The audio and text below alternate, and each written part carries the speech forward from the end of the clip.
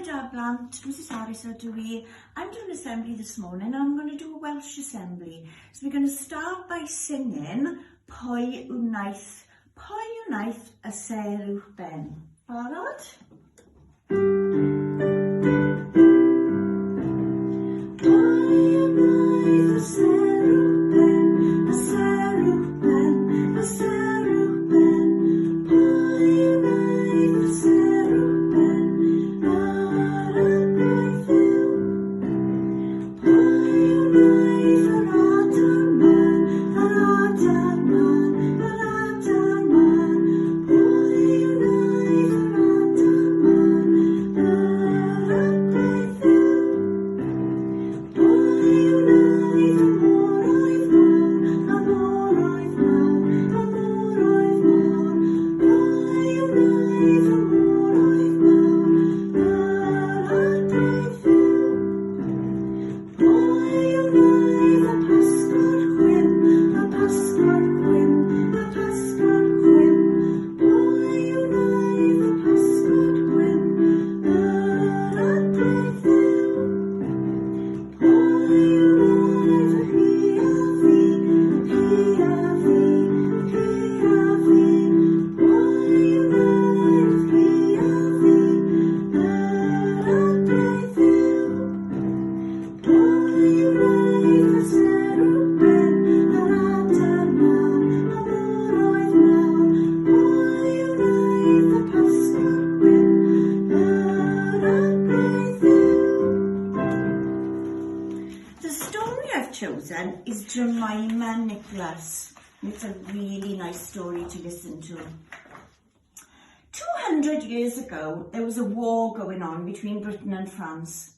One day, a boy named Rhys was playing on the beach below the little town of Fishguard, Abergwaun. He was using his spyglass to look as far as he could out to sea. All of a sudden, Rhys noticed some ships a long, long way off. That's funny, he thought.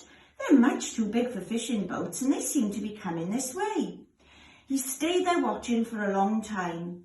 As the ships got closer, he could see many men on board, and as they got closer still, he saw these men were holding guns.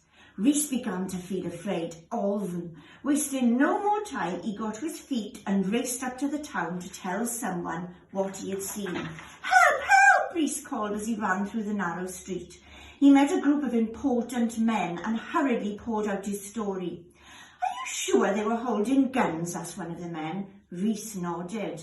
"Then we haven't got a hope," another man said. "They must be French soldiers planning to attack our town. It will take hours to send a message to our Welsh soldiers for them to come and rescue us." They all knew it was true, and then there was no point in their trying to fight the enemy soldiers because none of them owned any guns. The news spread through the town like wildfire. Jemima Nicholas had been busy in her shop all morning. She was a local cobbler, and she was just in the middle of mending a pair of boots when Rhys rushed in and told her the bad news. Jemima, who was a very clever woman, instantly came up with a plan. "Quick, Rhys, brush up," she said. "Go and tell the mayor that I have a new idea. Then run and find all the women of the town and tell them to come to my shop, bringing their Sunday best clothes and their sweeping brushes." Rhys was off again in a flash. First, Rhys told the mayor what Jemima had said. Then he headed for the marketplace. It was market day in Fishguard, Abergwaun, and Rhys knew he would find most of the women there. "Ble mae Mrs Jones?" he asked someone. "My Mrs Jones yn gwerthu caws," came the reply. Rhys rushed to the cheese stall to give Mrs Jones the message. "Ble mae Mrs Pugh?" he asked next. "My Mrs Pugh yn prynu bara," someone answered, so he hurried to the bread stall. "A ble mae Mrs Lloyd?" Rhys asked a third person. "My Mrs Lloyd yn gwerthu oiau," came the reply. Away to the egg stall he ran. Soon he'd given the message to every woman who lived in the town, and they were on their way to collect their Sunday best clothes and their sweeping brushes, just as Jemima had asked. When they got to Jemima's shop, she told them straight away to get dressed in the clothes they brought. When they were finished, Jemima checked to make sure they all looked the same. "Pwy sy'n gwisgo sanau a sgidiau?" she asked. The women put up their hands. They were all wearing white stockings and black shoes. Pwy sy'n gwisgo skirt? A shawl? Jemima asked again. Yes, everyone had on their best skirts and a shawl wrapped around their shoulders, both made from red material, coch. A mae pawb yn gwisgo het, said Jemima. Da iawn. She could see they'd all remembered their tall black hats. Yes, they're all in Welsh costume, boys and girls. But Jemima, cried one of the women, what is all this for? You'll have to wait and see, she said. Now follow me. We must quickly get to the hill that overlooks the beach.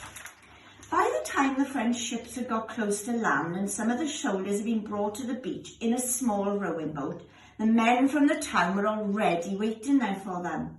We've come to take over your town, said the French captain. Don't try to stop us, and no one will get hurt. Oh, we've not come to stop you, answered the mayor. Our army will do that. There are